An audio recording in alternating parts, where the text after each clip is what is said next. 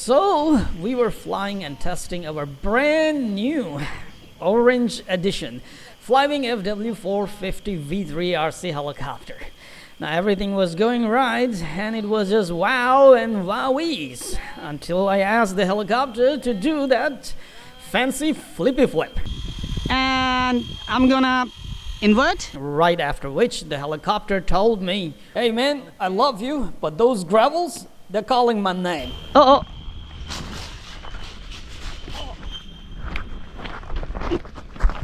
Invert. Okay. Oh. Well then, the helicopter went bonkers. Damage was minimum. I was able to fix it. It will live to rock the skies some other day. Have fun, people, and don't forget to comment and tell me what you want to see next on Parababa Hobby Garage.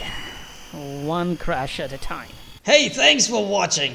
Now subscribe like a boss, smash that bell icon like it owes you money, and turn on all the notifications because missing our next adventure would be like forgetting your pants on a roller coaster.